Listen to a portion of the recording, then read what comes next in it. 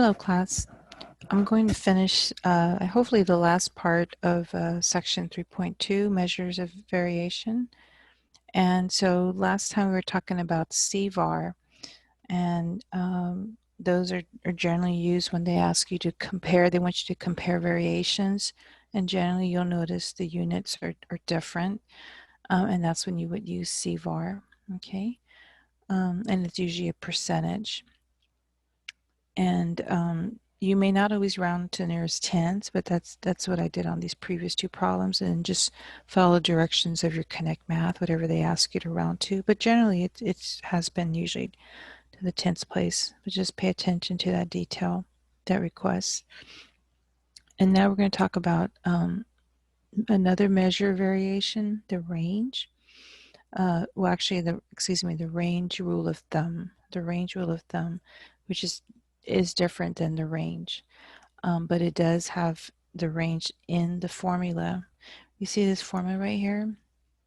So this would stand for the range rule of thumb in this problem is approximately equal to the range divided by 4. And remember, the range is high minus low, high data value minus low data value. Okay, and notice how it says that it's an approximation, the range rule of thumb, that it's an approximation to the standard deviation. Okay, and this is part of the formula, like we cannot alter it, so we always have to take the range and divide it by 4. We don't have permission to change that denominator there. Okay, and it's appropriate to use that when the distribution is unimodal, which means you have one mode. That means that all your data values, you're noticing that there's one data value that appears the most often, unimodal. So, and then also that the data distribution is approximately symmetric. And if you have data values that have a distribution and where everything appears to be symmetric, that would be like bell-shaped. That would be because the mean would pretty much equal the median. Okay, so it would be mean, median, and mode. It's the 3 M's. We're talking about the 3 M's. So the mean is the same value, pretty much about the same value as the median, the same value as the mode.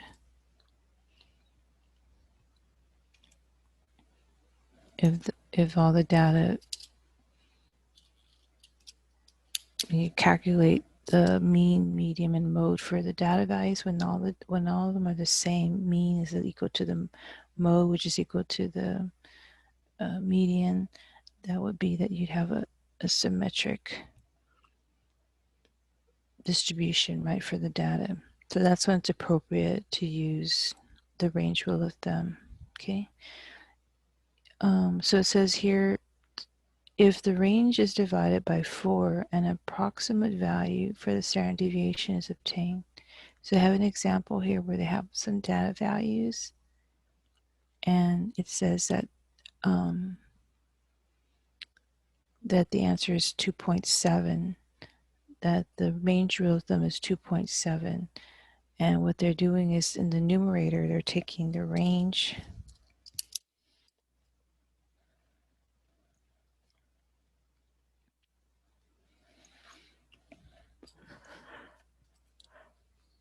Okay, so they've got to do the high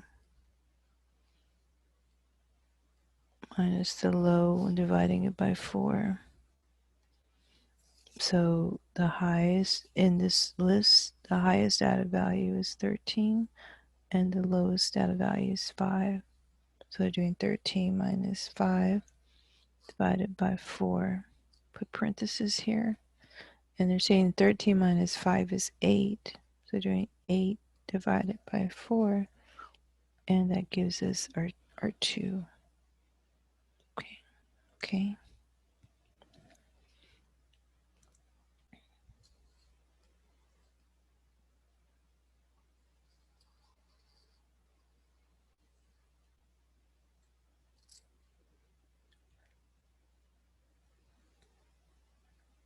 And actually notice here how they say that it's approximately. See that?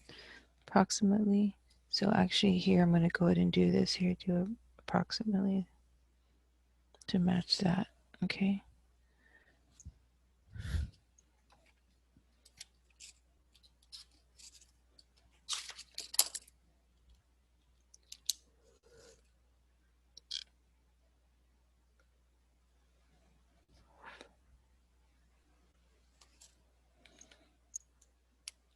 Okay.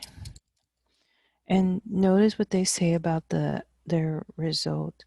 The range rule of thumb, in this case, it underestimates the actual standard deviation somewhat, however, but it's in the ballpark. So the actual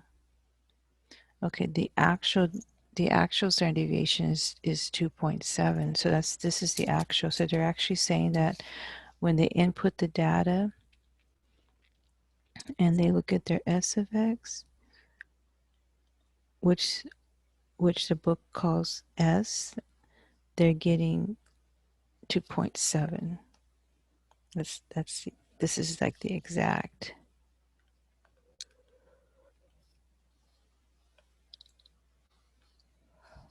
And we can show that. We can show that. So let's see if I enter the data, stat, edit, go to the first column and clear it, and put your data in, which is 5, 8, 9, 10, 12, 13. So 1, 2, 3, 4, 5, 6, 7. And they go stat, calculate, one variable stats, tell your data that your data is an L1, but you don't have any frequencies, you don't have any group data. So you have to remember to clear that. Leave that blank. And calculate. And you see right here, S of X. See, actually, it says it's 2 point, that's about 2.9 actually. 2.9. If you round that to nearest tenths, you round one decimal place beyond how your data is, and your data is counting numbers. So that'd be tenth place, and this is not 5 or more, so you add 1 to that. So it's actually 2.9. And let me just double check I didn't make a mistake. Let's go back to my data. I have 5, 8. Oh, there's another 8. Okay, so I have 5, 8, 9.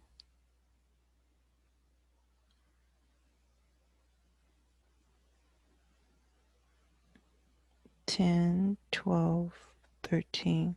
Looks like I left out another 8. So let me go back to my list. And it doesn't matter where I add that extra number. It's an 8 though. Okay, now let me try stat, calculate one variable stats. And the data is in L1, so calculate. Here we go. And if I round to as tenths, yep, I look at the neighbor, which is 9. Is that 5 or more? Yes. So add 1 to 6, that'd be 2.7. And that's what they have here. Yeah. So the exact on your calculator is 2.690370,837. So if you're not getting that, that means you probably entered the data wrong, the wrong value. And you're going to round to your tenths place, 1 decimal place beyond how your data is given as counting numbers. You look at the right, is this 5 or more? Yep. Add 1 to that. So that looks like you're getting 2.7. 2.7. Okay, which now matches that. And then when you look at the range rule of thumb, which is just an approximation, when we do calculate the range rule of thumb, we just get 2. And so it turns out that 2, as I say it here, see, it underestimates. Now that we know the real one is 2.7 and we get 2, it underestimates the actual standard deviation. Okay. So you should have a question on your homework that asks you to compute at least one time on your homework to calculate the range rule of thumb, and then to look to see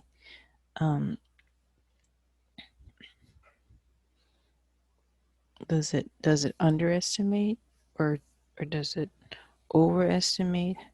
What does it do with compared to the real actual formula for that? Okay, and here's your formula for the range rule of thumb.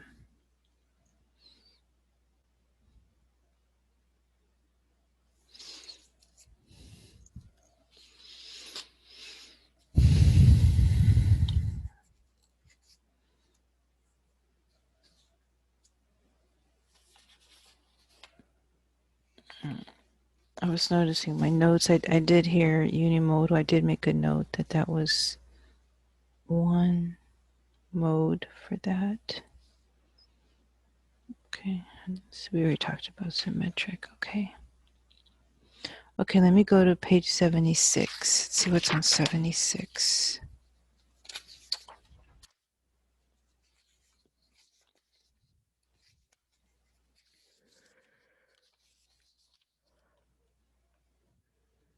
Excuse me.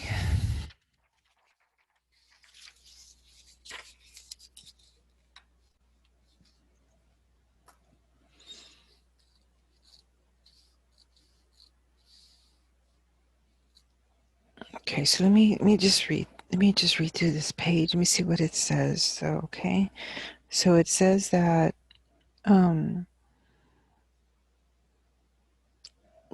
Let's see. So let me just read this page. I'm going to read this page out loud. Let me stop the video for a second. I'm going to read it out loud. Okay. So it says a note of caution should be mentioned here. The range rule of thumb is only an approximation and should be used when the distribution of data is unimodal, okay, and roughly symmetric. Okay, so we talked about that already. The range rule of thumb can be used to estimate the largest and the smallest data value of a data set.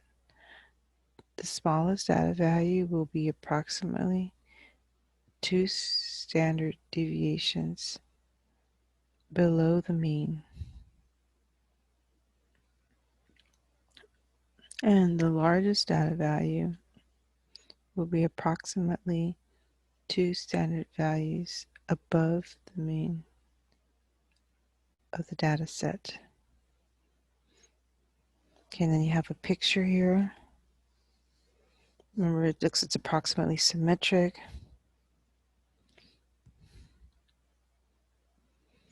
And your mean is right here in the center. Here's your mean. And notice it's very small. Let me see get my glasses on what that says there. It's very small. I'm going to increase that. Notice how they have the mean, and on this side it's plus 1 times sigma, whereas over here it's the mean minus 1 times sigma. Okay, so this part of your formula, they're using here the mean, and I'm going to put plus or minus k times s. Okay, now this is, they're using sigma, and that's really, though, that's really like for populations. Oftentimes we have samples, and and this is for samples.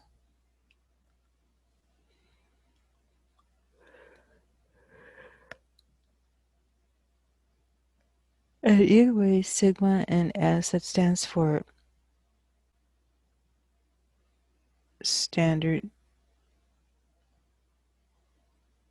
deviations. Okay, and then we have k. It's like a variable k. Here k is 1.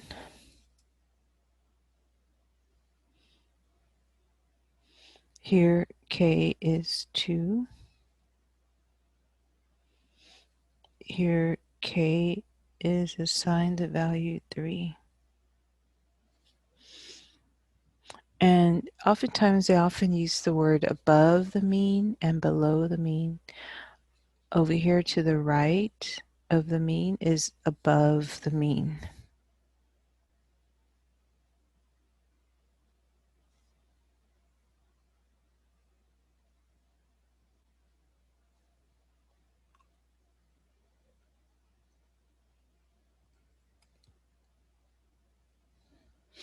Whereas over here to the left of the mean, below the mean, they use subtractions.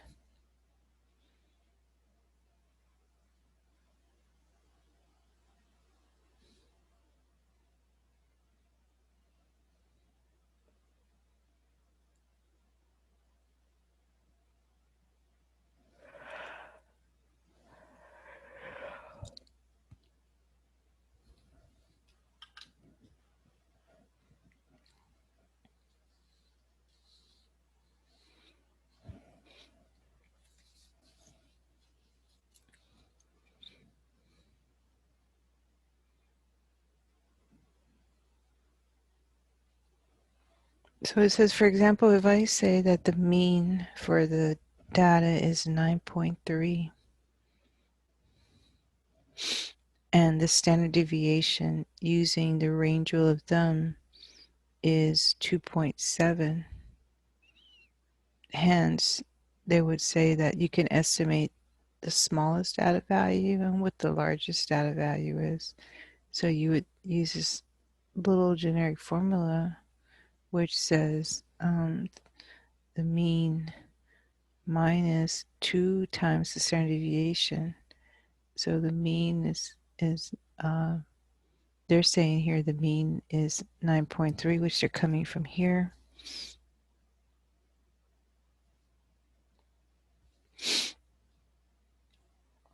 Standard deviation. That's what our textbook uses.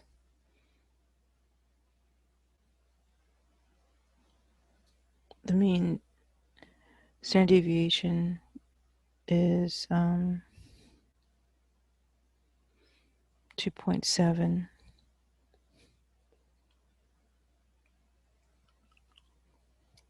That's right here.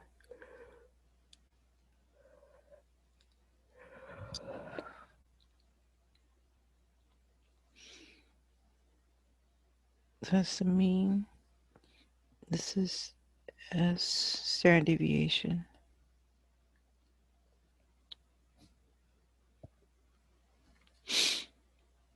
And notice how they have a minus and above. Smallest data value, largest. So this is below the mean, above the mean.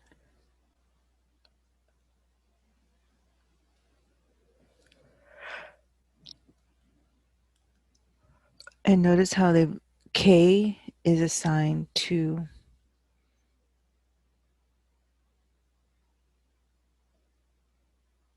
Yeah, so you don't see that up here, but there K is 2, and you can tell from right here that K is 2.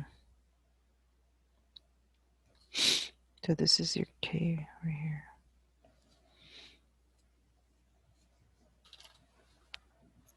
And when we use our calculator for that,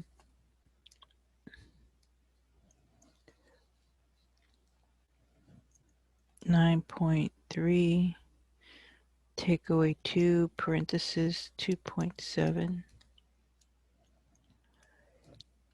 and then I can do a second, and then enter, and it will copy the previous statement. And I just use this arrow and I can backtrack and change this to a plus sign, and then hit enter, and then I get the 14.7, which is what they have here. And so you've found a smallest data value and a largest data value using that information.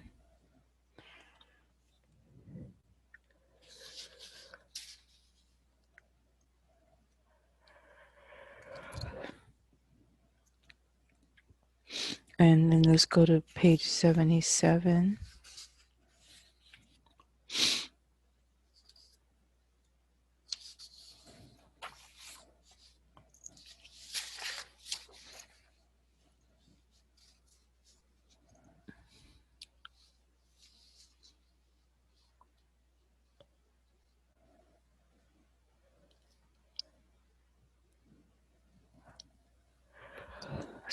So there's two remaining types of problems I need to show you now to conclude this section of 3.2, and one has to do with Chebyshev's theorem, and the other one has to do with the empirical rule. And with Chebyshev's theorem, which is right here, let me just also read through this page. The problem is not actually on here, so let me read through that page.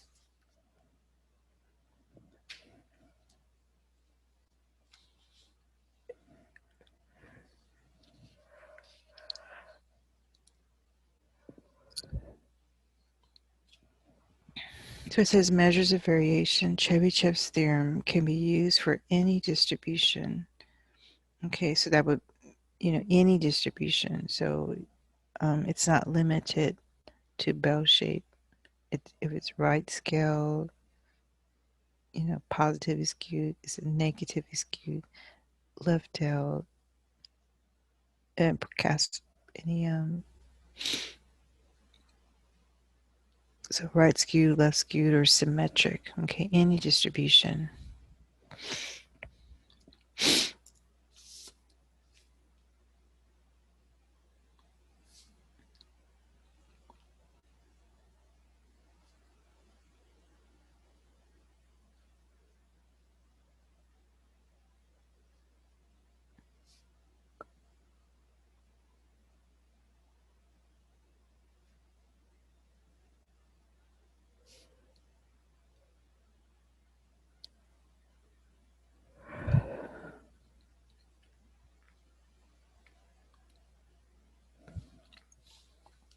For any distribution. Okay. So as stated previously, the variance and standard deviation of a variable can be used to determine the spread or the dispersion of a variable. So that's very important.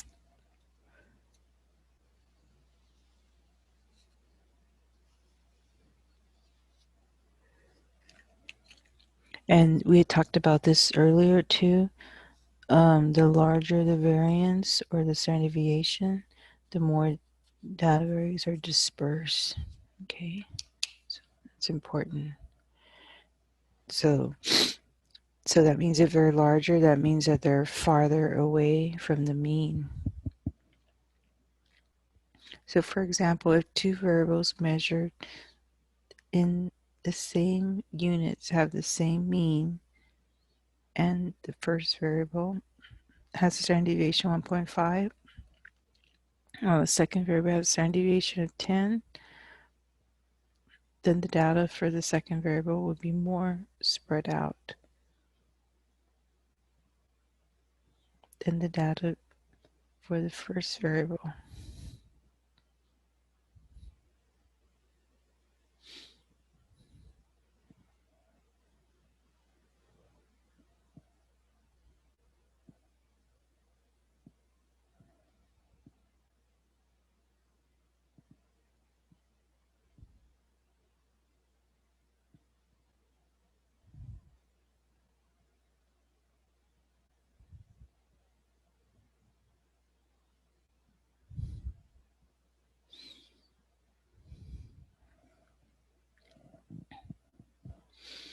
Okay, so it says that, for example, if two variables measured in the same units have the same mean, 70, as the first variable has a standard deviation of 1.5, while the second variable has a standard deviation of 10, then the data for the second variable will be more spread out than the data for the first variable. So more spread out means that it's farther away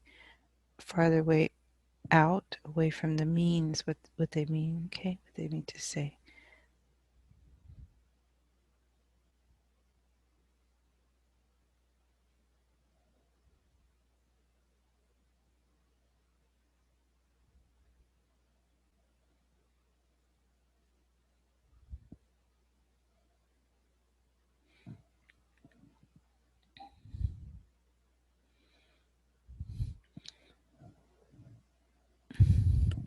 So let's see.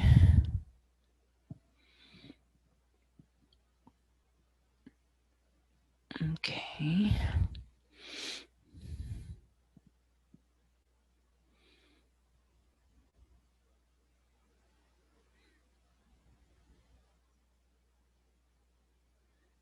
So the same mean at different standard deviations. But the second variable was more spread out than the first, because the standard deviation was 10, right? And one was 1.5.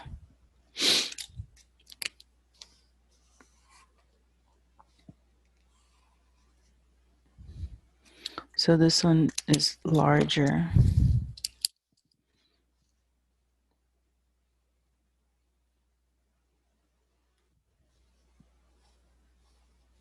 And remember we said that larger, if you have a larger variance or larger standard deviation, it's going to be more spread out. And that's why they're saying that. Because 10 is bigger than 1.5, so that data value related to the standard deviation of 10, that would be more variable, more spread out. It's farther away from the mean. Okay, and then we have this other idea here. The proportion of values from any data set that fall with k standard deviations of the mean will be at least 1 minus 1 over k squared. So this shouldn't be times 2. There's like a little error there. It should be 1 minus 1 over k squared. And also, I'm going to make it a percentage times 100%, which is going to be some kind of a percentage. So there's like a little error here. This is what they mean to say k squared, not this is 2 times k. It's not 2 times k, it's k squared. Okay, so then Chebyshev's theorem also says that at least 75% of your data will fall within 2 standard deviations of the mean. And it also says that at least 88.89% of your data, almost 90% of your data will fall between three standard deviations above and below the mean. So remember, to the right, here's your mean. Remember, to the right of your mean is above the mean.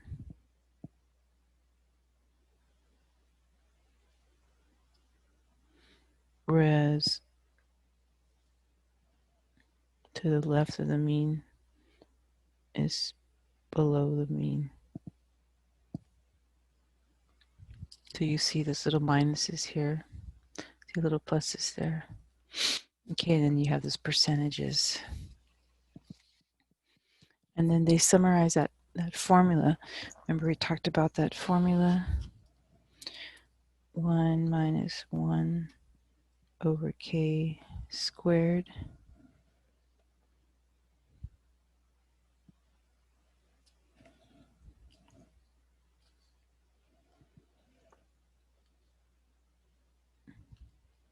times 100%.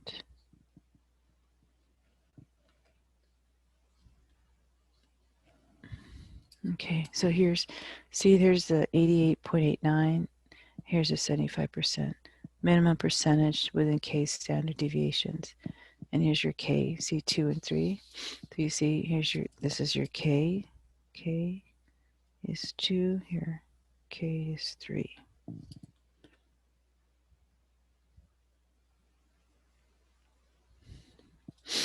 Okay.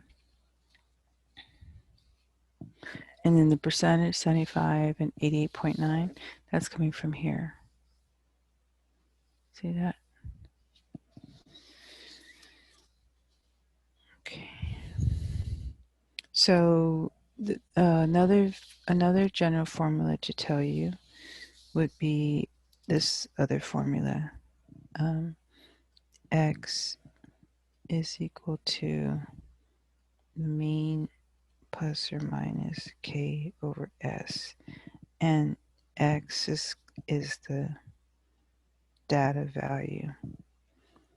So remember we had a smaller data value and a larger data value. Remember we had this smaller data value, larger data value. So these are like called x here.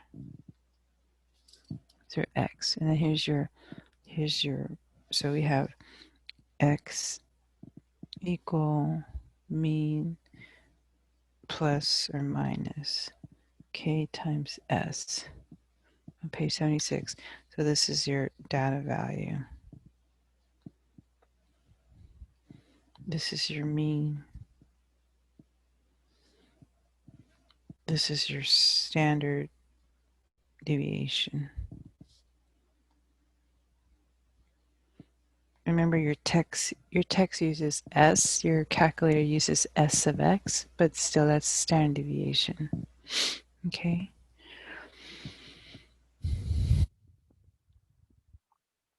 Okay, so I'm going to come back over here to the formula.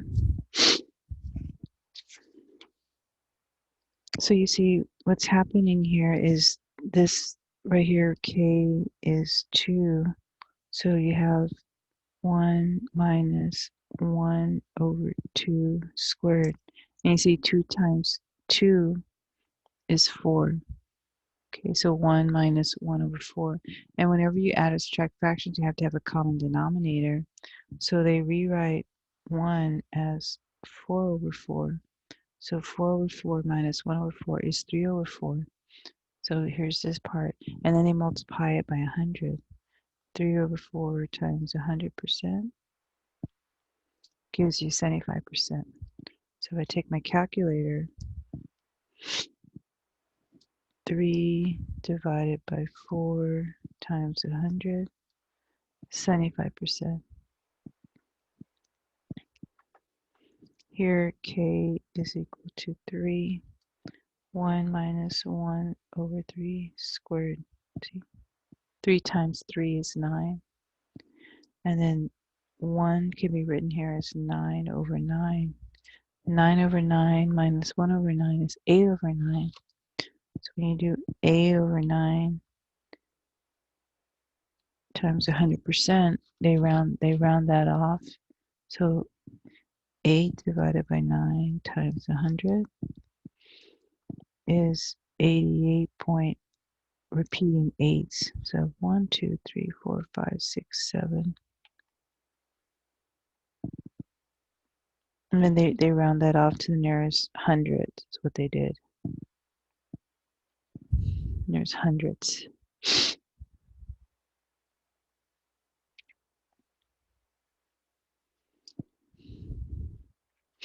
And then here, 1 minus 1 over 4 squared.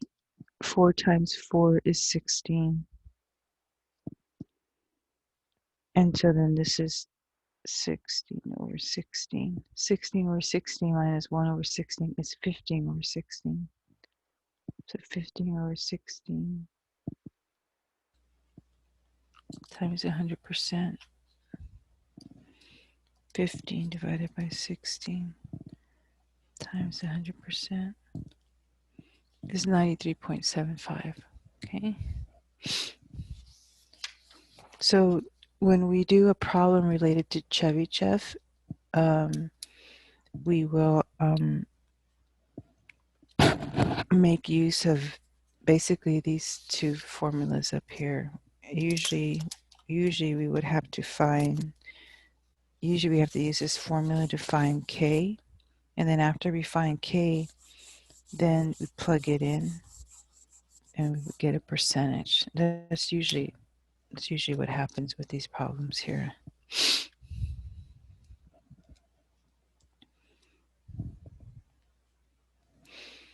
Okay, now let's see what's happening on the next page.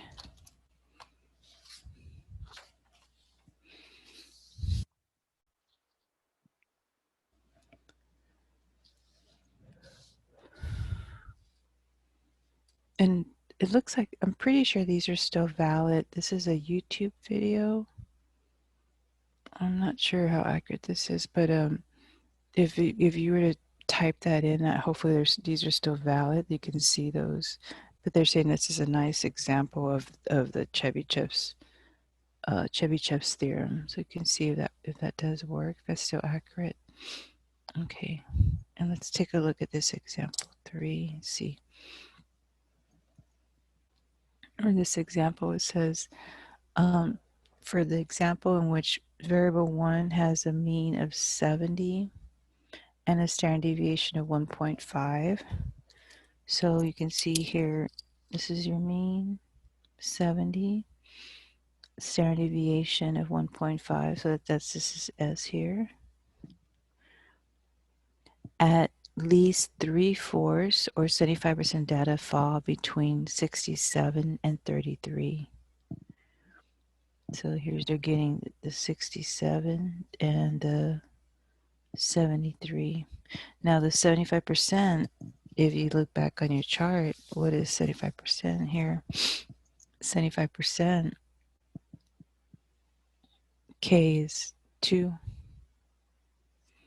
So that's why here, this is K. Okay.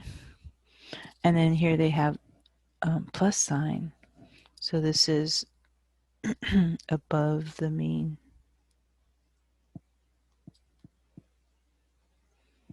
So you see the result 73. You remember what the mean was 70? Remember the mean was 70? So you see this is 73, this data value.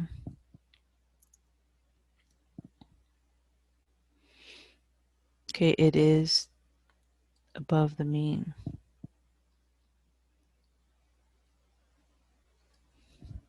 It is above the mean.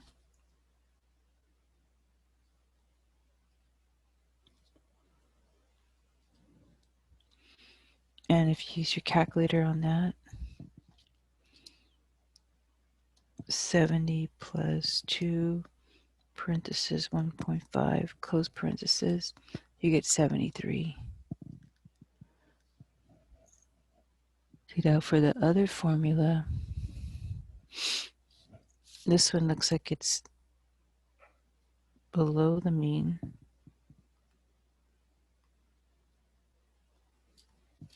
This data value is below the mean.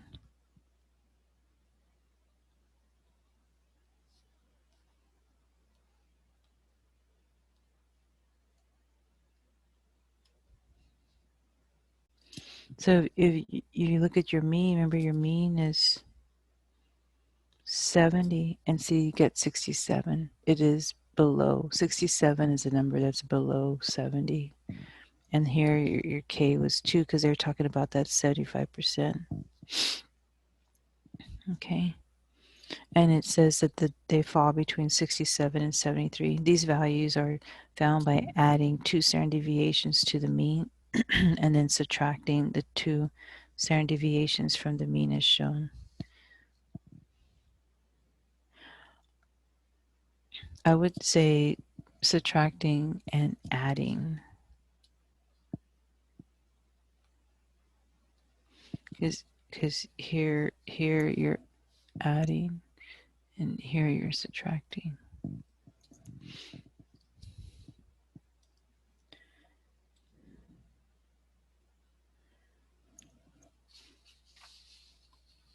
So we kind of follow that here, price range of homes, and you want to find the price range, okay?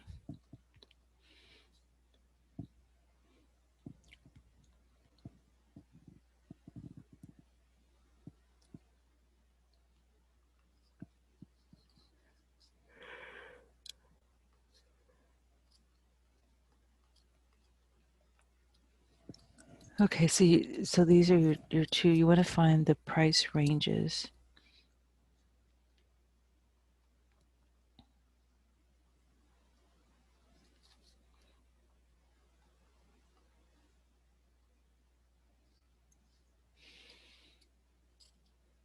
Which at least 75% of the houses will sell. So again, they're using that same percentage, 75%, and that's because most of your data, it doesn't matter what distribution you have, most of your data are going to be within 75%, within 2 standard deviations of the mean. And so they're saying that you're going to let K equals 2. That's what that's saying. So when you look at this percentage here, see, K is 2.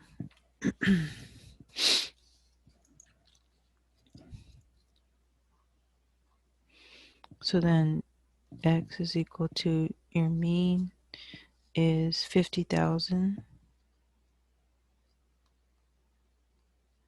minus your K is going to be 2, and your standard deviation is $10,000.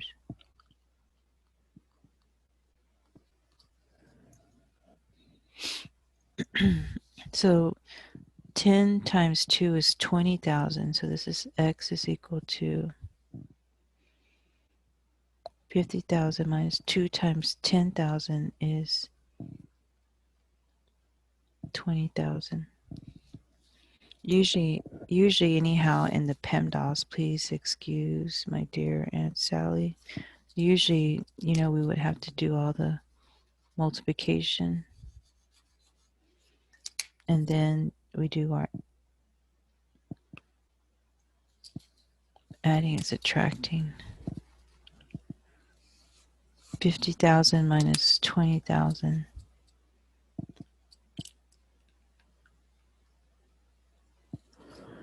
It's 30,000. So that's one of our price ranges.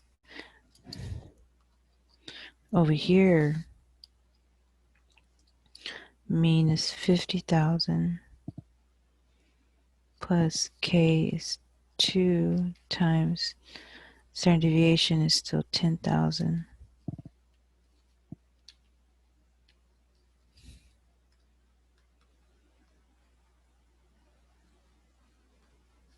Two times 10,000 is 20,000. And you're just adding it. So 50 and 20 is 70. So this is 70,000.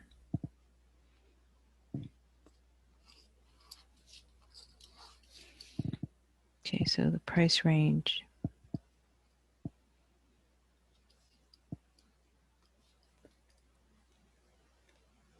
So 30,000 to 70,000.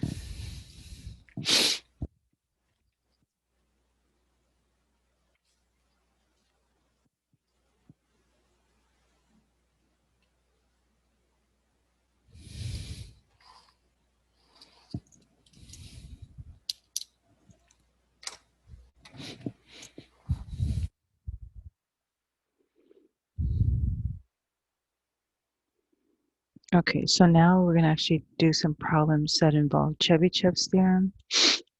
So let's go to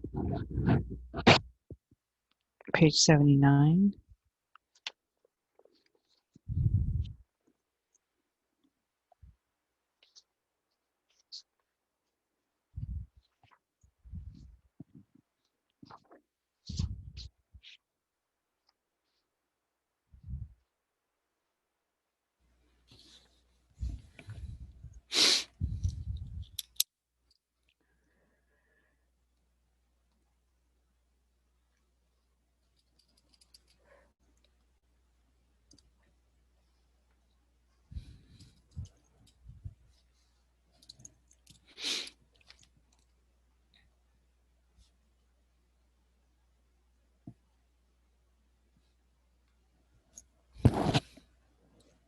So first you need to find K. So first you need this formula.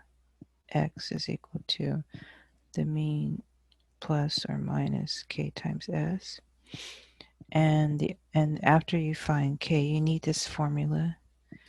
This is to find K. But then after you find K, then you need to use the other formulas related to Chebyshev.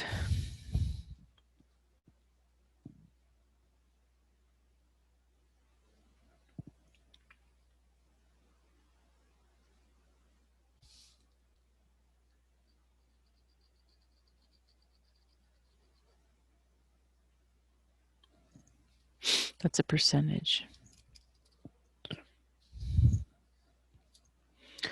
And if I look at some problems in your book, let me look at that page that had that ebook page.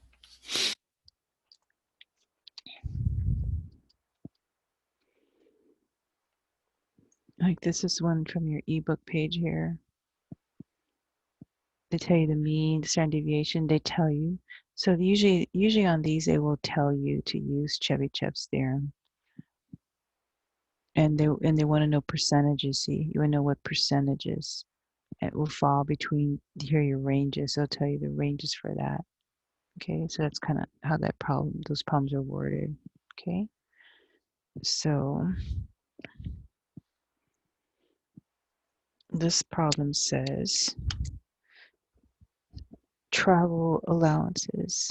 A survey of local companies found that the mean amount of travel allowance for executives was 25 cents per mile. The standard deviation was two, and I'm assuming it's also 2 cents. Okay, it's money. Okay, so using Chebyshev's theorem, find the minimum percentage of the data values that will fall between 20 cents and 30 cents. Okay. All right, so we'll start by finding K. And when you find K, you can check your K and do both formulas, or you can just use one formula. You can find your K using this formula, either the plus or the minus. And then after you find K, you can also use the other formula and you should get the same K. So let me just show you. So I always do the subtraction first.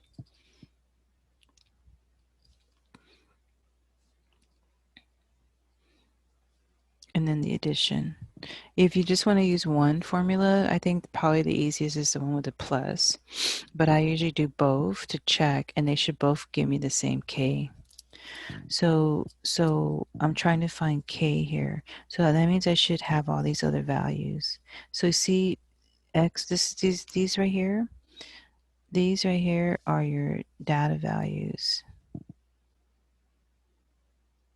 And since this is the smallest, that's going to be the one below the mean. This one is largest, this is above the mean. So this is X, this goes here. Whereas this would go here.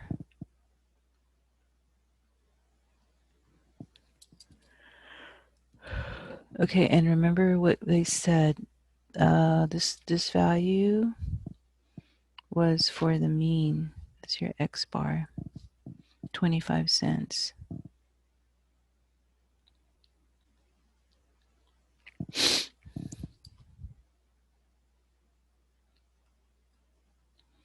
This is minus, this is plus.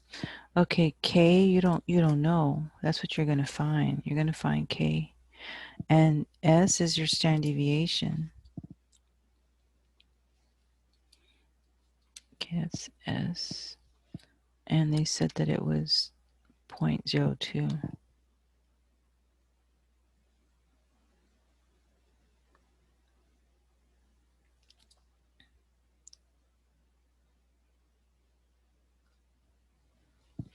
Okay, so in college algebra and algebra, they don't, this looks a little unusual. They like the coefficient in front of the variable. So if I rewrite this,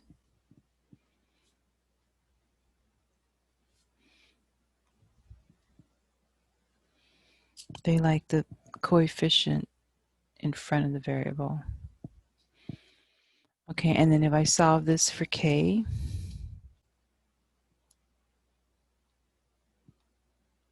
I have to isolate K, get K by itself. So I'm going to move this over this way. I'm going to use the addition principle.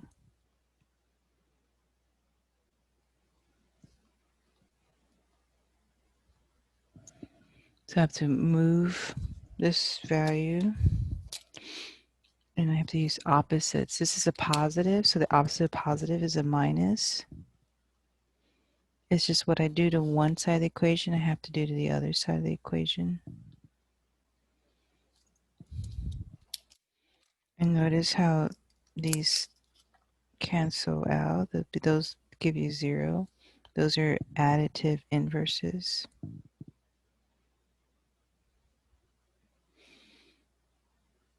Okay, those basically 0 out.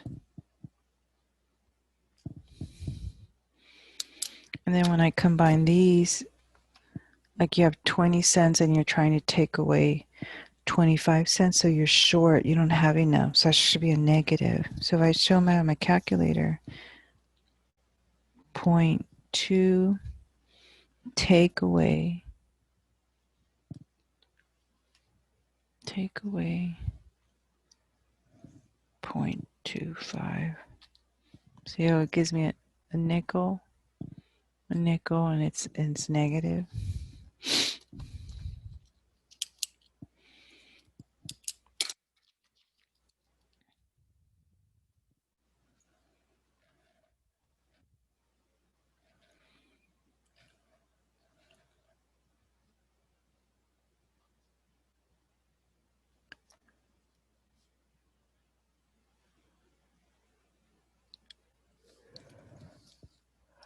Okay, and then to solve this for K, I'm going to divide by the coefficient, which is negative 0.02.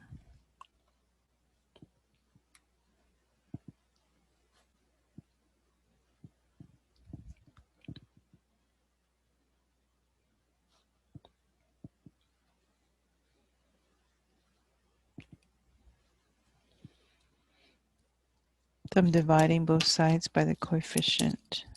This go into that cancels out. Negative divided by negative is a positive.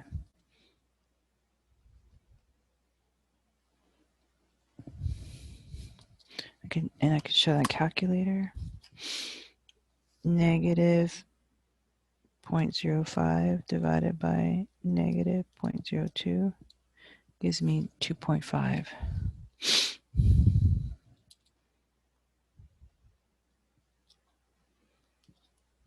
So that's my K.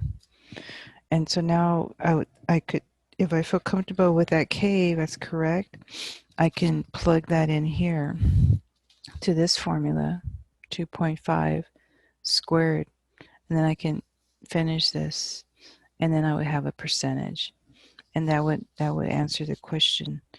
Find the minimum percentage of the data values that fall between here and here.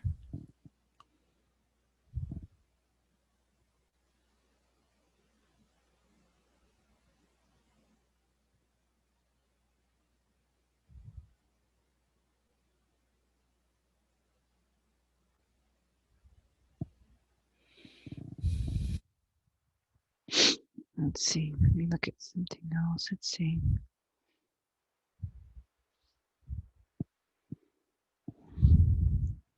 So let me also go back here and do this formula. And this formula should also, if we did this correct, this one above the mean should also show that K ends up being 2.5. So let me try and show that here. So this would be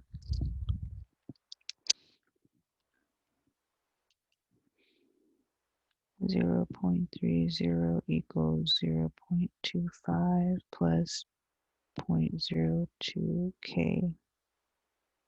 So I just put this in the front, the coefficient in front of the variable. I'm going to solve for K, so I'm going to move this term and do opposites. Opposite of plus is a minus.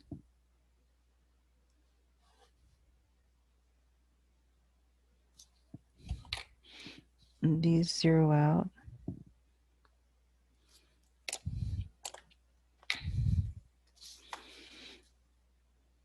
0.3 take away 0.25 is a nickel. 0.05 is positive. Okay.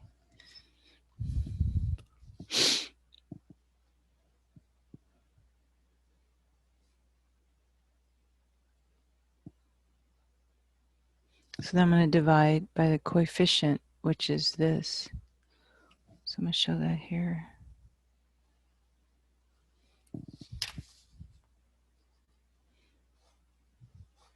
But now it's not this, it's this.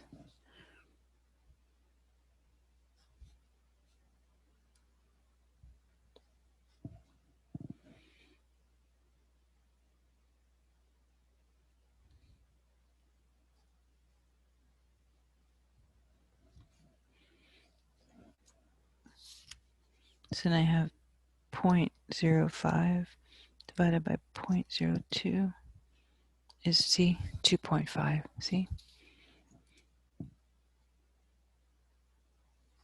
So that would be a good check. If you wanted to do both of these formulas here, the minus and the plus, if you want to do both variation of these formulas to check K, you can, just to double check yourself.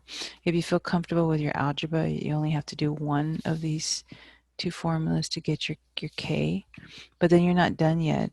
You're not done yet. Once you get your K, you come over here and you plug it in.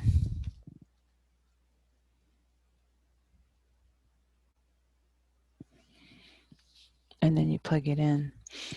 And our little chart that we had, you see, this is short. This doesn't contain all the K's. Remember, this is for any distribution. This is just, they put something together, which is good for just K equals 2, K equals 3, and K equals 4. But there's other K's that could occur and other percentages, many other things it can do, or other K's it can have. So you can see this is 2.5. So we don't have that one. We have 2, 3, and 4. So all you know is that 2.5, it's somewhere between 75 and 88.89. That's all you really can say about that. Okay, so I'm gonna substitute.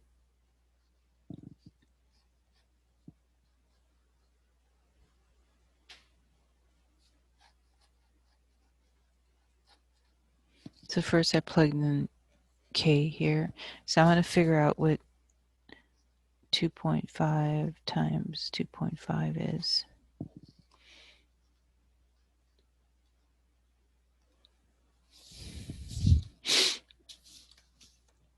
So 2.5, and then I'm hitting this squared.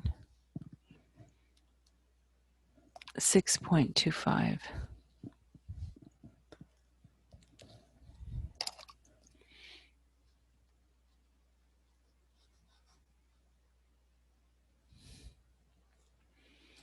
So that's because that's 25, 5, 10, 11, 12, 10, 5.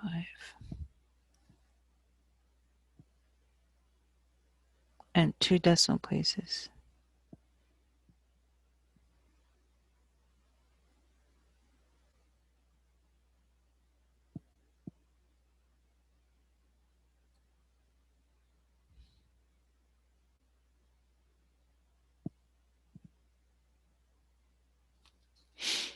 Okay, so that was K 2.5. Okay, so I need to finish over this. 1 minus 1 over 6.25. So substitute, when I substituted K, K was 2.5. So when I try to calculate this percentage, I need to figure out what 2.5 quantity squared is. And that gave me 6.25. So now I have 1 minus 1 over 6.25. Okay. So then here, okay, when I did these, this was just easier. Remember, these were easier. This was 4. I just did this by hand. 4 over 4, 9 over 9, 16 over 16. We subtracted that. But this one is not really quite the same because you've got a decimal. So if I just use my calculator for that, I would say 1 minus,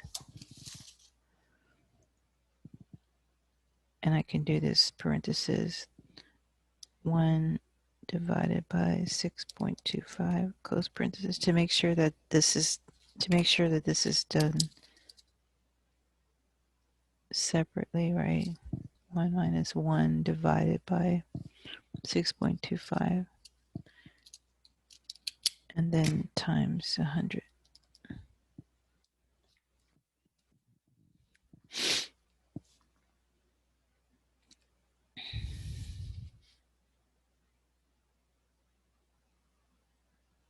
And I might need to put parentheses around this front and back. Let me see. Let me do 1 minus parentheses 1 divided by 6.25, close parentheses, times 100. Yep. So I do need parentheses in the front and the back, and then parentheses here. So yeah, this one wasn't right. See, I knew something was wrong because I got a negative 15. But when you see when I retype it, I use parentheses at the very beginning, and then right here within this, times 100, it gives me 84%. And remember, we said it was going to be somewhere, see, here's 2 and 3, it was 2.5. So it's somewhere between 75 and 88.89. Yeah, and we got 84. That sounds about right. Okay. So it says find the minimum percentage of the data values that will fall within this range here, within this range. So the minimum percentage would be 84%.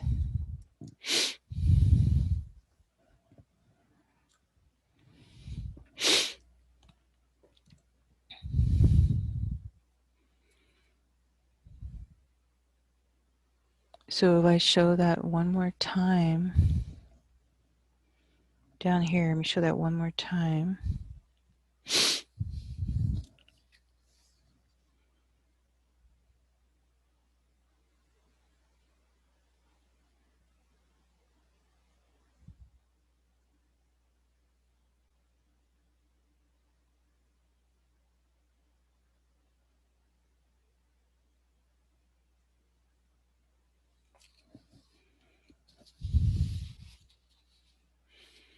See, and they'll guide you. They tell you to use Chebyshev's theorem. And we'll go ahead and do, let me do this one. Let me do that one or two. So, at least what percentage values would fall between 65 and 95%. Okay. So I'm using Chebyshev, so I'm going to have to use these two formulas.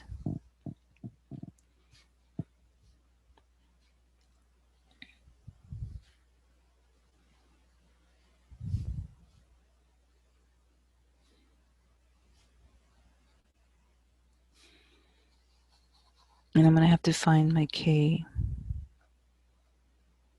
But then after I find my K,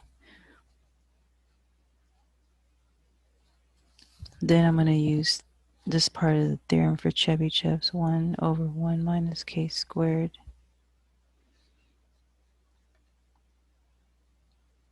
times 100%. Okay, so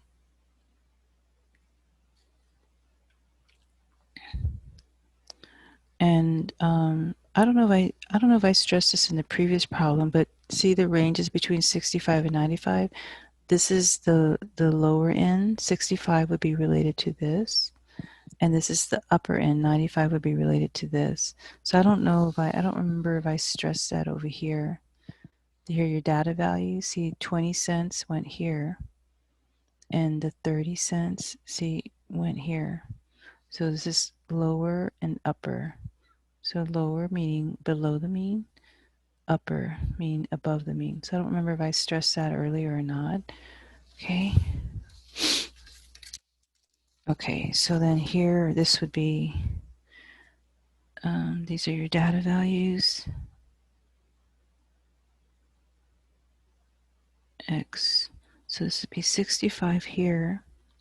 This one is 95. And then your mean is 80.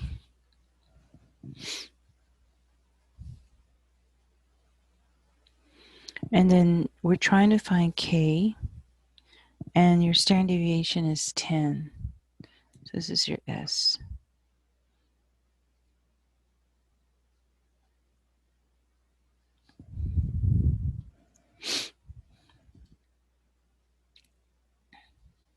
So I'm going to do this 10S. Because we had already talked about over here that in algebra, this is a little bit awkward. They like the coefficient in front. So we put the coefficient in front. So I'm going to coefficient in front. So that's what I did here. I just put 10S. 10. Oh, not 10S. 10K. Sorry, 10K. Yeah, S is 10. So 10K.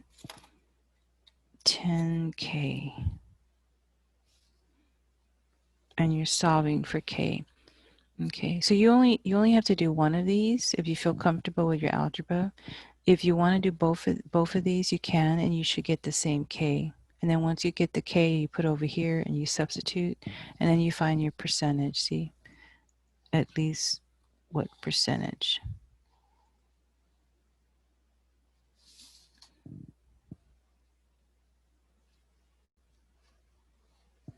Okay. All right, so let's see. So I'm going to solve this for K. So find K, solve for K. So you have to move the 80, opposite of 80, to negative 80. What you did one side, you do the other side. These will zero out. Bring this down, negative 10K. And 65 minus 80 65, take away 80, and you're going to be shy. It should be a negative. You're going to be shy. You have 65 pencils. You couldn't give away 80 because you're short. So you're short 15. And then you want to solve that for k, so then you're going to divide by a negative 10.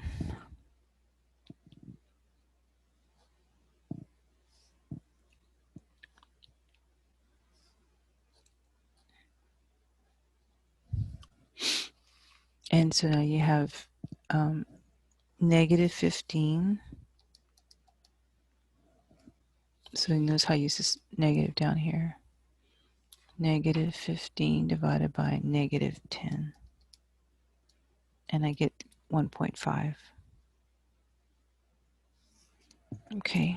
So you see that's a K that's not on here. This was only limited to, they only just did a few, right? Just to give you the idea, 2, 3, and 4. So K is lower. So you know it's your answer's percentage is going to be lower than 75, something up here. You know it's going to be lower than 75, ballpark figure. So then you can come over here and you can plug in K here. 1 minus 1 over 1.5 squared times 100%, and then figure that. And remember, when you do that, you would have to have, also when you type that in the calculator, you will have to have these other set of parentheses. Otherwise, I think you'll get an error. I think we saw earlier where I didn't get the right answer. I got a negative. You do need those parentheses when you type those in.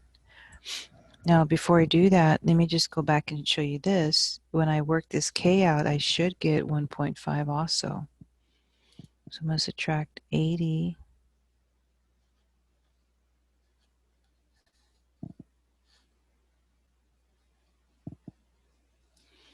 $95 minus 8. So 5 minus 0 is 5. 9 minus 8 is 1. So that should give me 15. And then I'm going to divide by 10.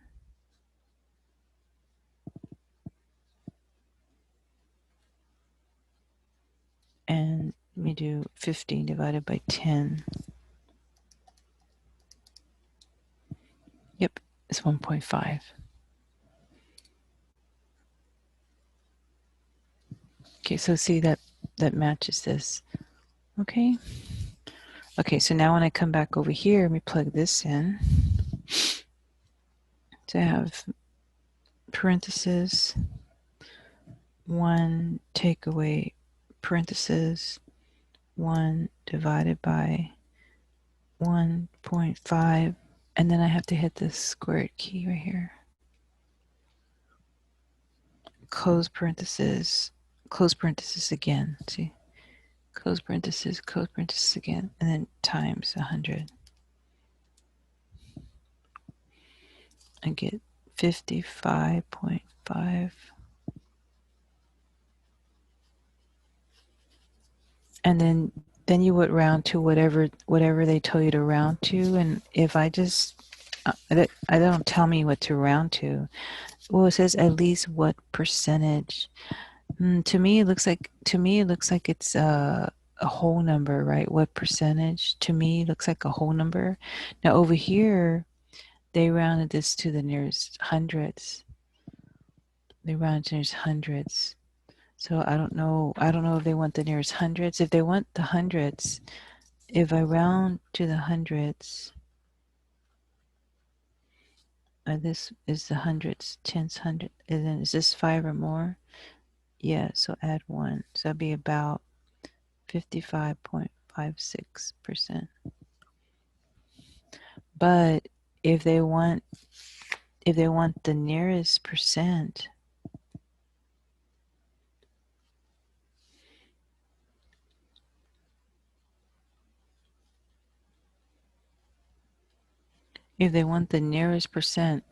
that means like the nearest whole percent, then you would box this.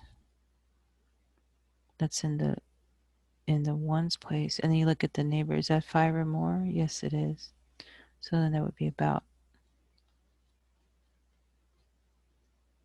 56%. Okay. So you do have to pay attention. How does the computer, read your computer, connect math? How do they want the percentage? Is it a whole percentage to the nearest whole? Or do they want to 2 decimal places, hundreds? So you have to read your connect math homework. Okay, and then last problem, let's see, I think the last one now.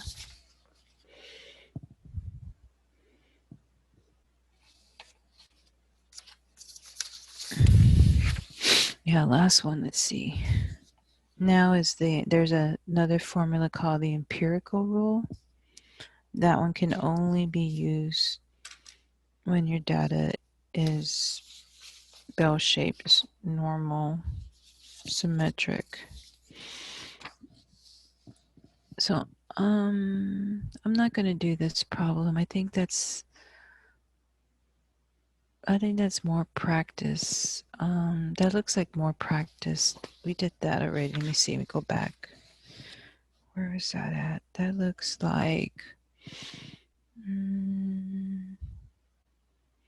That doesn't look like the cherry chest. That looks like the one before that. 70. Let me look at 78. Where's 78?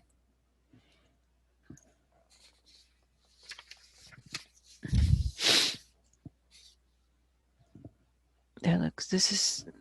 Let me see. This looks like from page 78. Let me see. This is page 78. Whereas this one is page 80. Let me see. It looks kind of like, these look like the same. Let me see.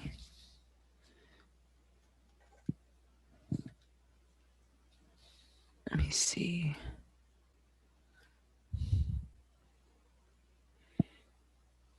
Find the range of values.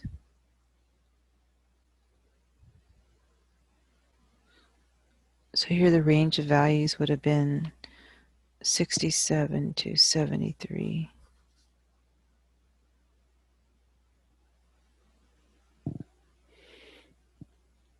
And this one says range of values, at least 75%. Yeah, that's 75%. Yeah, so this is K is 2 also for this problem. Just like here, K was 2. And then here's your mean.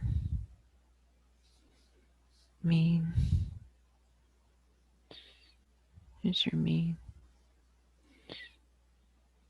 And here's your standard deviation. Yeah, so that looks like this.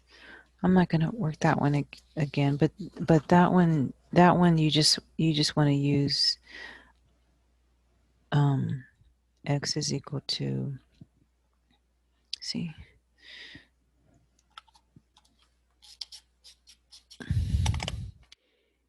x equals to mean minus k times s, x equals to mean plus k times s. Yeah, and then you would plug those in, and you would have everything. You have the mean,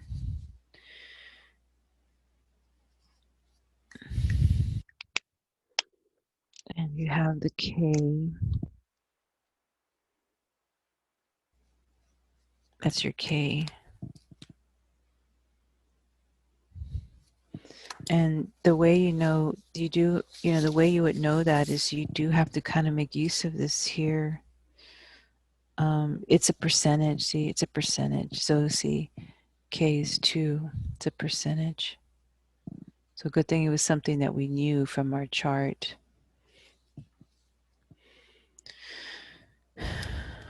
And then you have your standard deviation. Yeah. So you see, once you plug it in, right? Once you plug in all those values,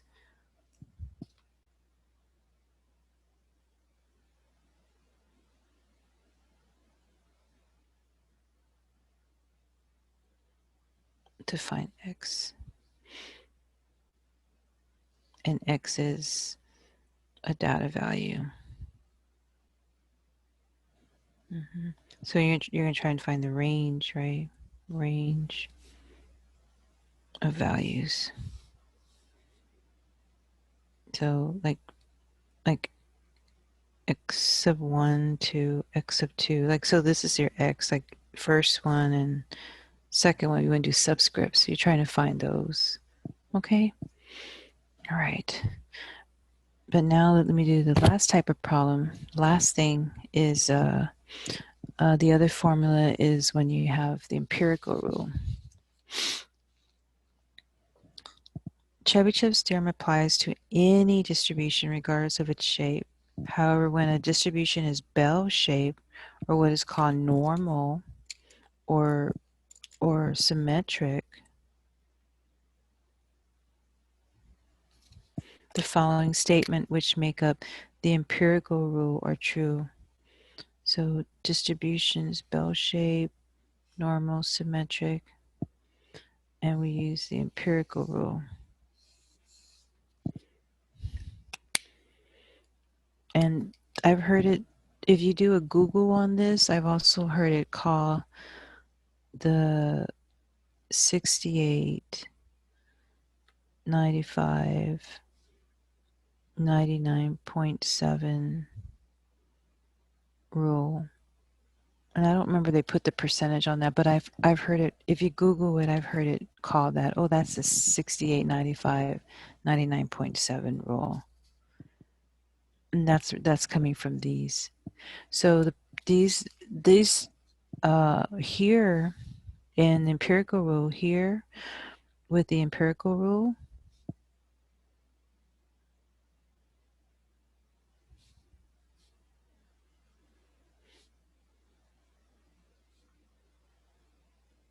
we're limited to these 3 percentages. So you only have these 3 percentages, only those 3 percentages, 68, 95, and 99.7. Only these 3 for the empirical rule. Okay, very important. Whereas in Chebyshev's, there's no limitation. On Chebyshev's theorem, and you have your percentages, there's no limitation, right? It's any distribution. So here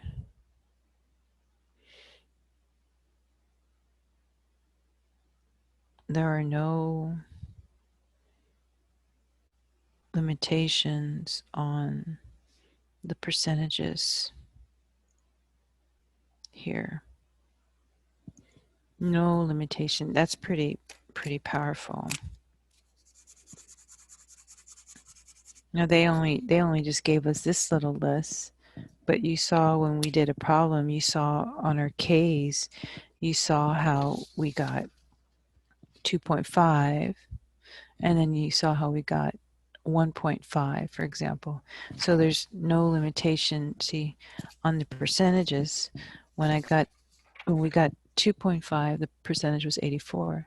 When we got 1.5, the percentage was about 56 or 55.56. So there's no limitations on the percentages and your K's here for Chebyshev's. This is for Chebyshev's.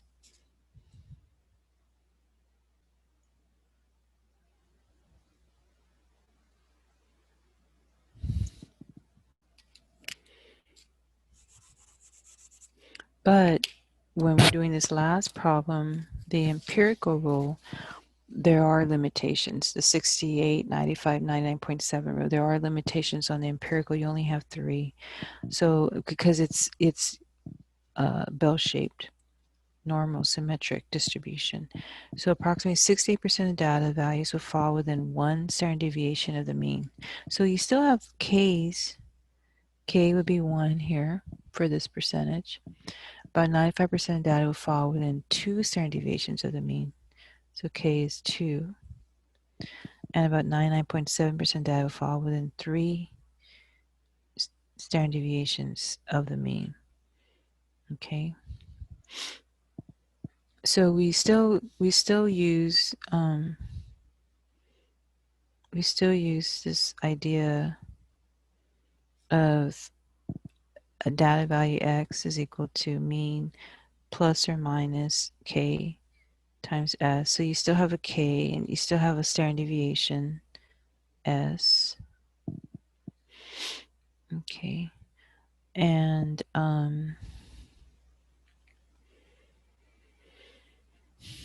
but just no Chebyshevs, no, on the empirical rule there's no, let me see, you don't use this though. You don't use this. This is special for Chebyshevs. So you still use this idea, still use idea for empirical rule 2. Okay. But here for empirical, don't use, it's okay to use this, but don't use this.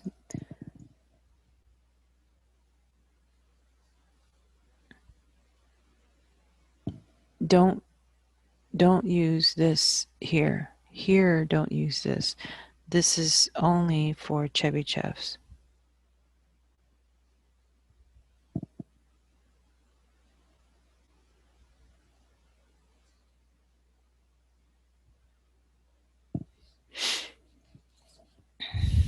Okay, and then I'm going to have to get a problem from that ebook page because the workbook didn't have one.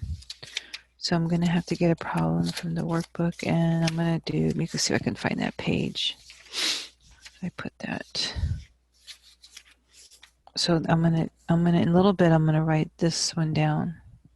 I'm gonna write this one down. This is from 41 on the ebook, and it tells you that, see, it's approximately bell-shaped. So that's how I know not to use Chebyshevs, because it's Chebyshev is for any distribution, and this tells you to use Chebyshev. Here it tells you that it's bell-shaped, so that means you're going to use the empirical rule. And I'll write that down a little bit. And here we're finding two things.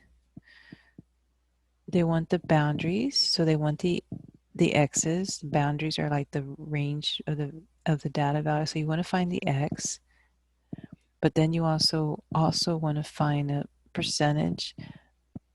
Here you can say above the mean or below the mean. They want the percentage above the mean. So there's two questions here, two problems. Okay. And we're using empirical for that. And then here's a picture on the next page.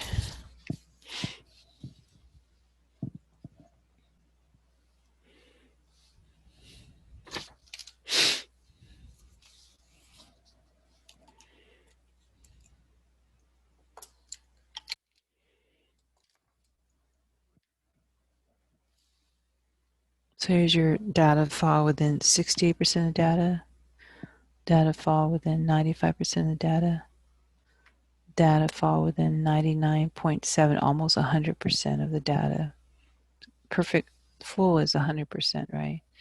And this is within one standard deviation of the mean, within 2 standard deviations of the mean, falls within 3 standard deviations of the mean.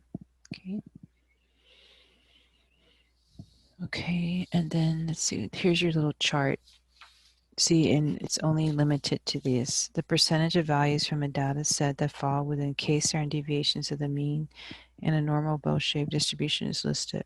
Number of standard deviations for k. So here, k is 1, k is 2, k is 3.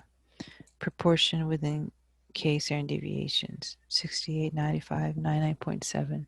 That's why they call it the 68, 95, 99.7 rule. Okay, so, and this is talking about the empirical rule.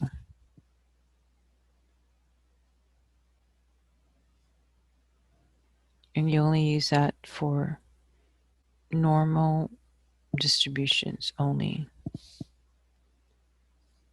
Only normal distributions. And note on this one, K is limited to K equals 1, 2, 3.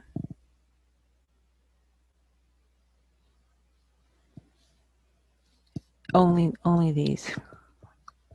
K is 1, K is 2, K is 3. Only those. Okay, let me get a sheet of paper.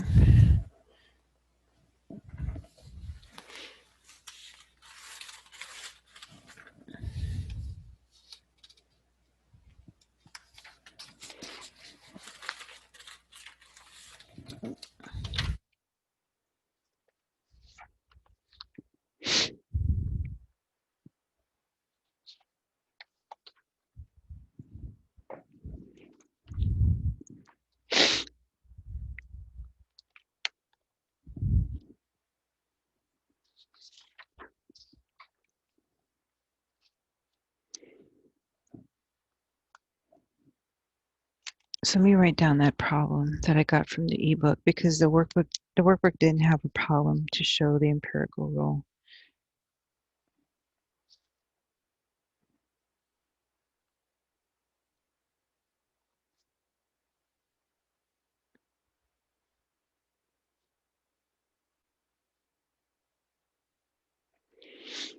I don't have a page number for it. Let me see. Let me get my book out. And I know it's section 3.2, that's for sure. But as far as the page goes,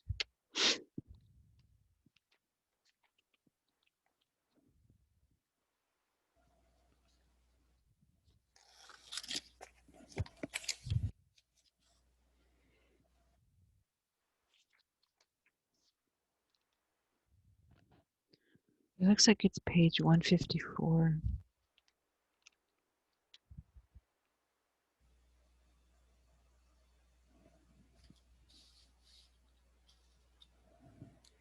In your ebook. SAT scores, page 154. And I have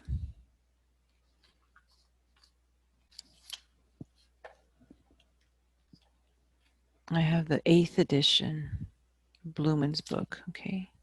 That's what I'm using.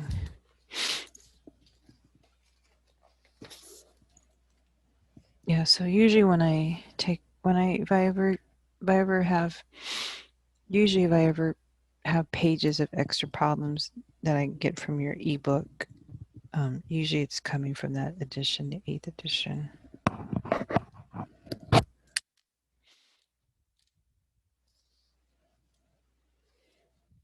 Okay, let me write down the problem.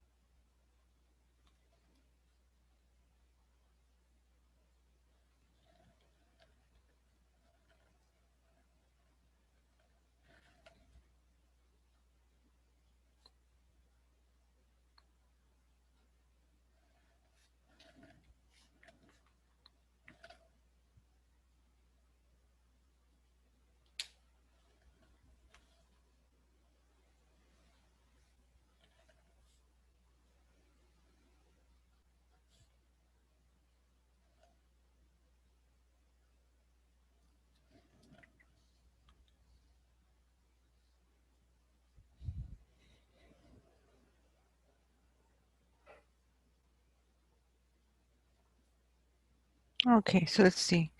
So this says SAT scores. The national average for mathematics SAT scores in 2011 was 514. Suppose, that the distribution of scores was approximately bell-shaped and that the standard deviation was approximately 40. Within what boundaries would you expect 68% of the scores to fall? That's one of your questions. And then the other question is, what percentage of scores would be above 594? Okay. Okay. Let me get my notes out for that one.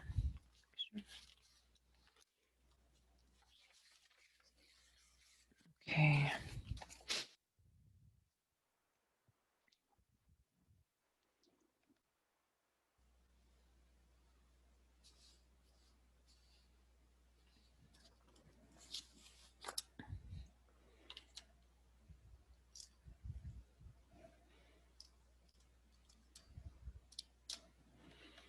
Okay, so let me go back. Okay, hello. I forgot I had turned off my video. Sorry. I was yawning a whole bunch and I just turned off the video here because I was reading a lot of pages. Okay, I mean, this is a courtesy. This is the last problem. You put my video back on. Sorry about that. All right, so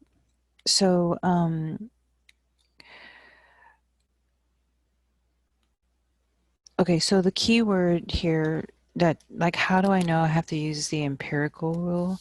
It does say that approximately the data distribute the scores were approximately, it does say distribution of the data approximately bell shape. Okay, so that's important.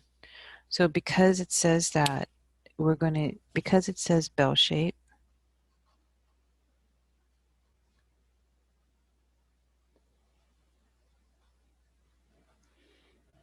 that's telling us that we're going to use the empirical rule.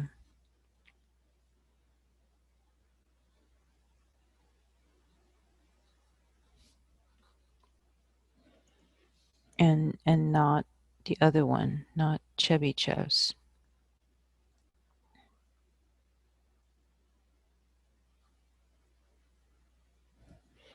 So we'll go with the empirical rule, not Chebyshev's. Okay, the other thing is that it says within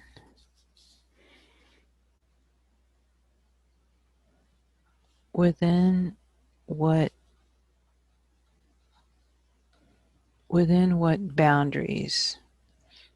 Okay, so that means we want the smallest and we want the largest data values x. So within what boundaries would you expect 68% of the scores to fall? Okay, so let me go back to one of your pictures here, or one of your formulas.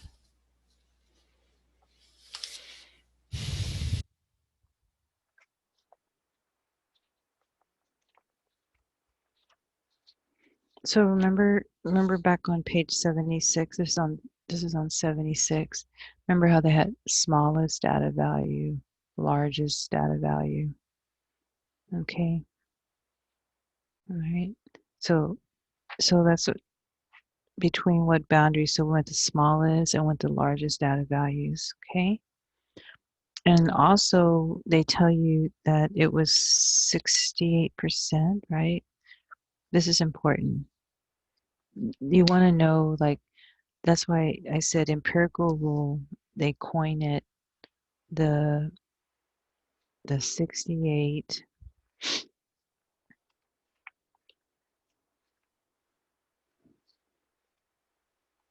95, 99.7 rule, what they coin it. And so you kind of have to memorize that that's limited to k equals 1, k equals 2, k equals 3. So when they tell you to expect 68%, you have to know, oh, that's part of the empirical rule. And that means that the 68%, that means we're going to use k equals to 1 and why? Because of the empirical rule.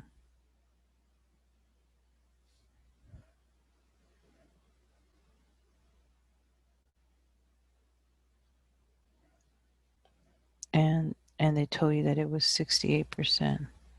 So that's how you know to use k equals 1. Okay, so now for our boundaries,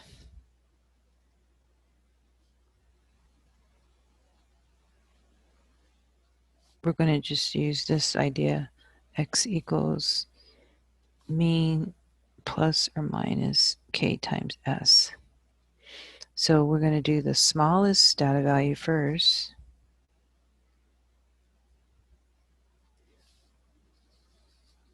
And then over here, we'll do the largest data value.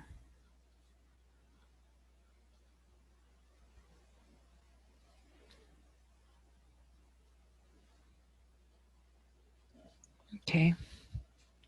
So we're going to have x is equal to mean minus k times s. Whereas over here, x is equal to the mean plus k times s. And here we're trying to find x here. If you want to put subscripts of 1, you can, x of 1, x of 2, but you don't have to. X equals, so the mean was given, right? So the mean was over here. Let's see. National average 214.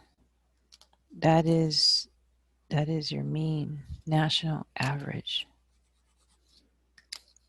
Okay, so we're going to let the mean equal 514. So that goes here.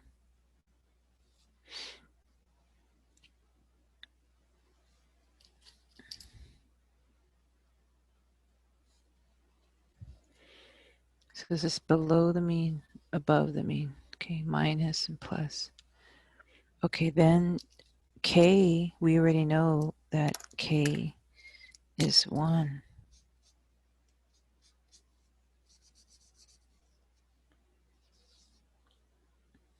Because it's related to 68%. So 68% is related to k. Remember we saw that here, page 81. See that? So here, k is 1.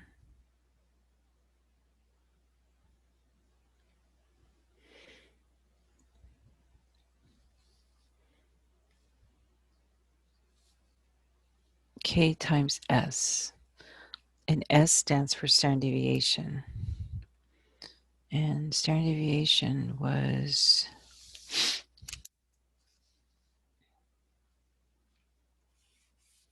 looks like it was approximately 40.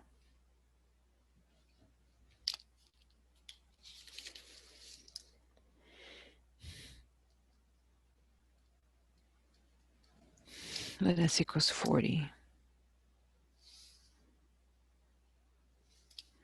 Okay. So now we're gonna complete the math for this. If you think about PEMDAS at order operations piece, excuse my dear Aunt Sally. So you think about the order of operations. So we don't have any operations inside parentheses. This doesn't count. That's just 40. You don't have like 40 plus 2 or 40 divided by 2. You don't have operations inside parentheses. We don't have exponents. So really the first thing we have is this multiplying and dividing from left to right. The multiplying and dividing and the adding and subtracting always go last. But when you have both multiplying, dividing, and adding, subtracting, those are supposed to be done, completed from left to right. Okay, when you show your work for that. So in our case, we want this, we don't have any division, but we have multiplication right here. 1 times 40 is 40.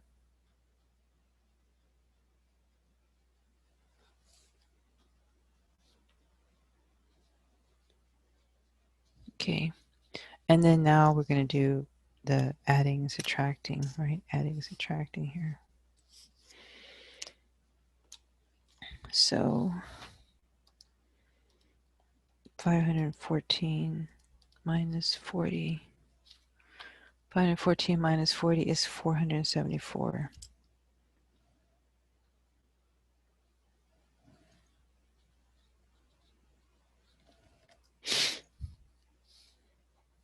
Okay, whereas on the other side, I'm going to add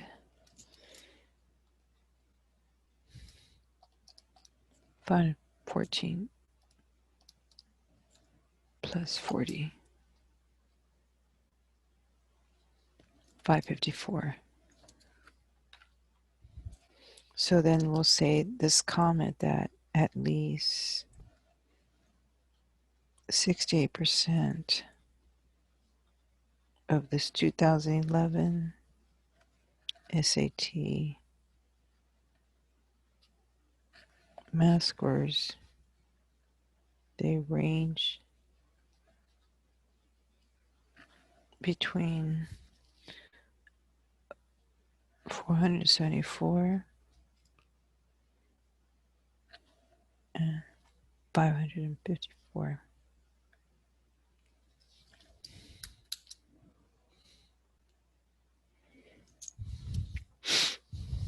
And then that would be it for that problem. You don't have a second part, not like Chevyshev's. So you're just trying to find the boundaries, and you're trying. Those are your data values, okay? So 68% of the data would fall between those two boundaries there, 474 and 55.4. That's the majority of your graph. That's 68% there, okay? Falling there. Okay, now let's do the last question for the day. The last question. What percentage of scores would be above 594?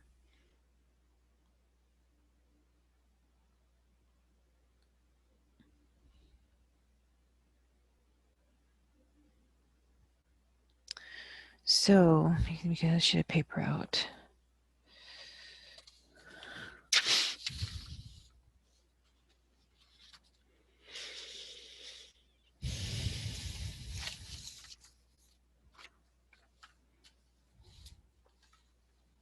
So you start by writing that down. So this is 41 continued. This is still page 154 in the ebook. And this is section 3.2. And the question was,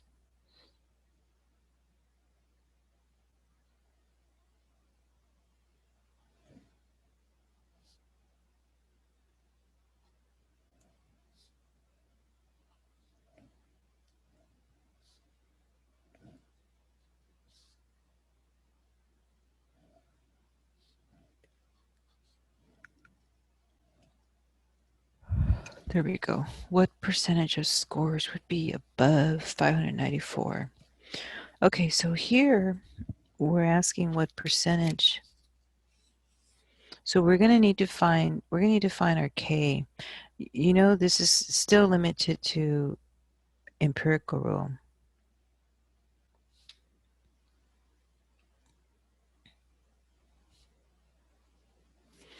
And you know your table, empirical rule from page 81, these are your percentages. So you know one of your answers is going to be these. You know you're limited to this. Okay, so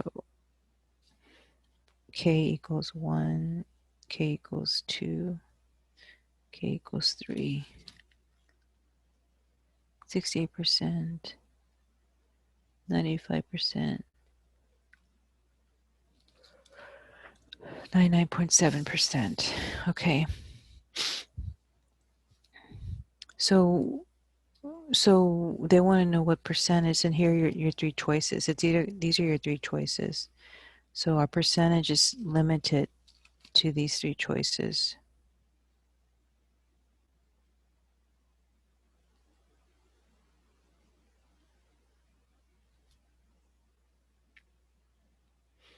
Okay, so what we need to do is we need to find out what's her percentage. So we need to start out by finding out what's the K. So we need to find our K first.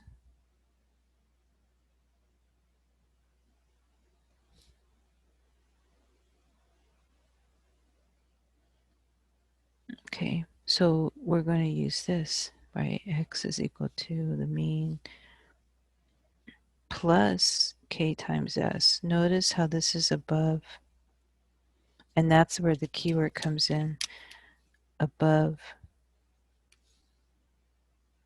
right here, above. It didn't say below, okay? So we're going to use this here only, okay? Don't use this one. This one would be below the mean. And they said, see, above 594. So here, when we use this formula, what we know from the previous problem, or from the first part of 41, some things are not going to change. The mean's not going to change. The mean on the SAT is 514. That's not going to change. And S is not going to change. S is still going to be 40.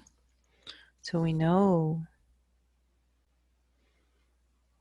from part 1 of number 41, we know that the mean on the SAT score was 514, right? And we know that our S on that test was 40, right? And we also know that X, which is our data value, is 594. Above 594. So that's our X. So what we need to do now is just find K.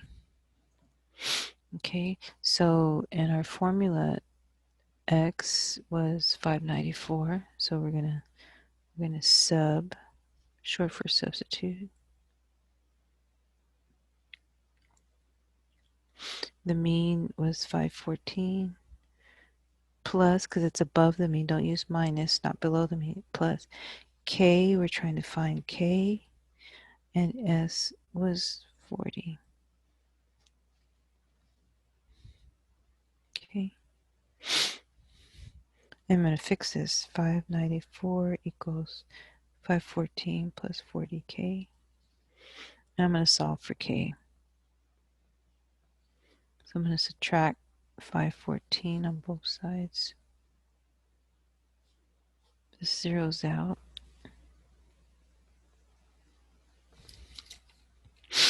594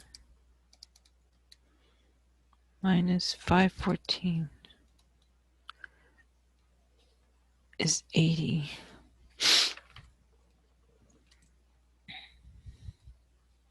I'm going to divide both sides by 40.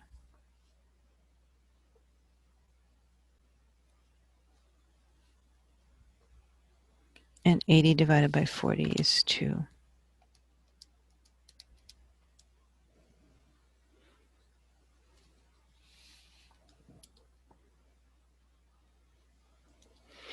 So you see how K is 2? That's a good thing. So now, by an empirical rule,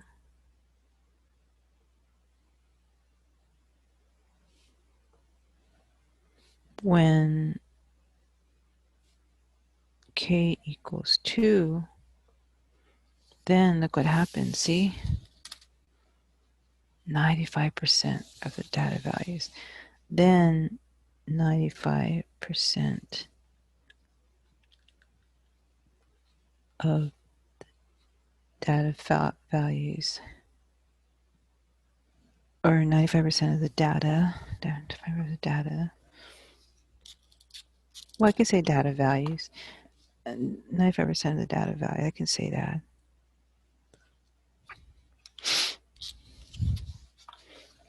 Are within 2 standard deviations of the mean.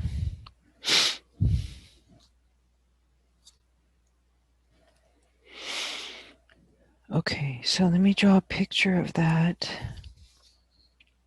Kind of like, let me see.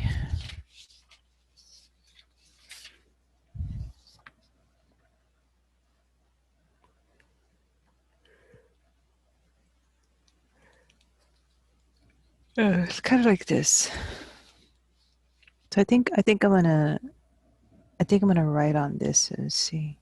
Yeah, I think it'd be easier for me just to write on this than it's related to the empirical rule. So let me see if I draw a picture on that. So by empirical rule, when k equals 2, 95% of the data values are within 2 standard deviations of the mean. Yeah, so I just have to highlight that. So doing yellow.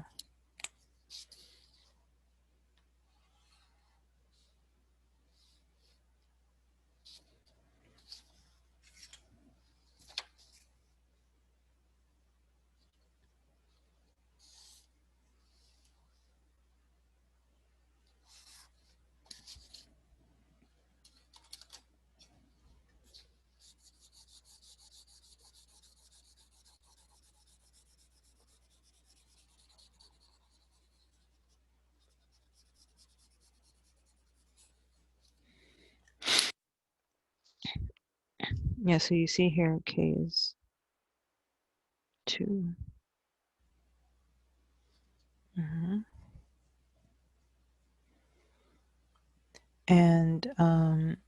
And they're talking about this part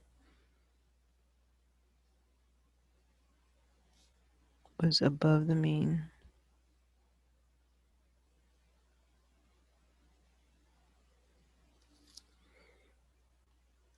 And our data value here was 594. 594.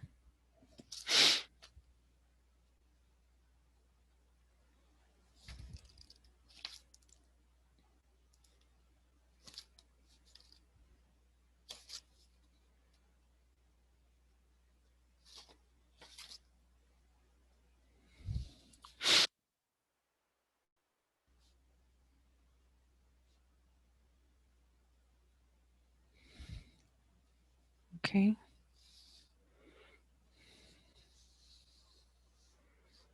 All right. Okay. Yeah, so to answer the first question, what percentage of the score should be above 594? Oh, okay. So actually we're not done yet. I thought we had an answer already. We're actually not done yet. So because they want above the mean. So we actually then, interesting, we're actually above the mean. Above the mean. Oh, yeah. Okay, this is above the mean, but they want, this is above the mean, above the mean, but they want above, 594. That's where it differs. So they want now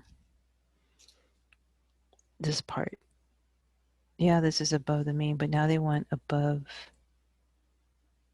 594. They want above 594. So then they want this part then.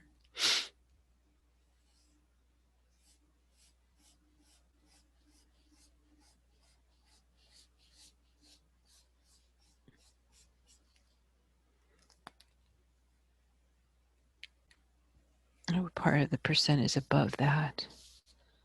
Okay.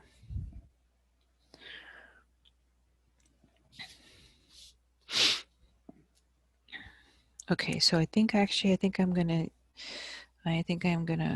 use my paper. Let's see, or should I write it on here? I think I can write it on here. Let's see. Above 594. So one thing that you need to know is that like everything is perfect out of 100%. So you see this is 95% of the data, but if I do 100% and I take away 95%, that leaves me with 5%. But the 5% is the part above the mean, above the 594, and then you have the part here above and below. So there's symmetry. So this is not all 5% because 95 plus 5 is 100, but this is not all 5% because these have to share. See, there's also a bottom part down here. So I have to do 5% and then divide it by 2. If I divide 5% divided by 2, that gives me 2.5%.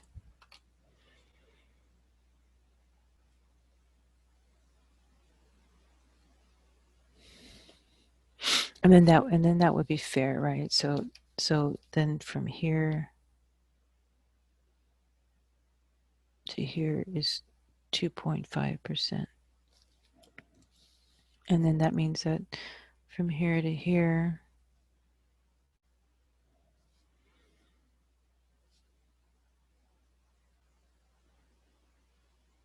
is 2.5%. So when you add all those up, 95 plus 2.5 plus 2.5, that gives you 100%.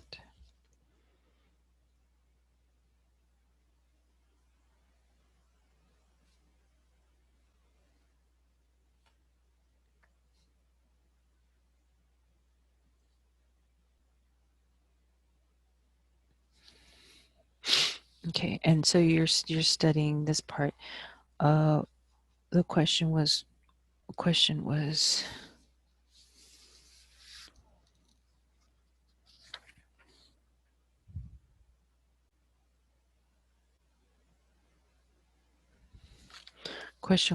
what percentage of the score would be above 594? What percentage of the score would be above 594? So it looks like it would be 2.5% then. It would be 2.5%. So it's interesting because you needed to find K and you found K to be 2. And 2 is related to the 95%. But that's not what they're asking. They're asking what percentage would be above 594. Okay. So then our answer would be, I can put it here.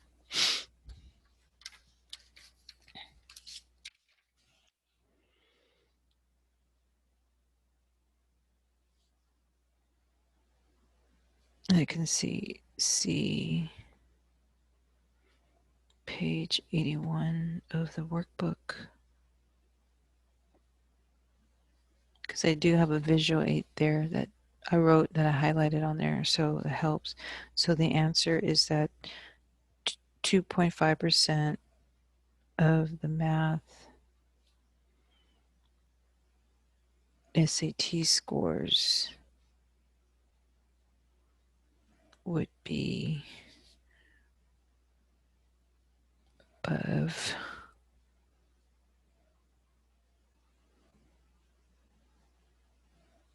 594. So the answer is 2.5%. 2.5% of the math scores would be above 594. So I think sometimes if a student makes an error, they make an error because they think that the answer is 95%. But the catch here on this one is that they went further. They wanted to know what percentage of the scores would be above 594, above it. So then, yes, you need the 95%, but it's 100% minus 95%, which is 5% left over. Then you have to divide it by 2. They share that percentage, and we got that length for that percentage. 2.5 plus 95 plus 2.5 was 100%. And so this is the percentage that's above. It's just 2.5%. Okay. All right. And so those are my lecture notes, and then that way you can start working on your homework for the section 2.2 variation. Okay. Take care.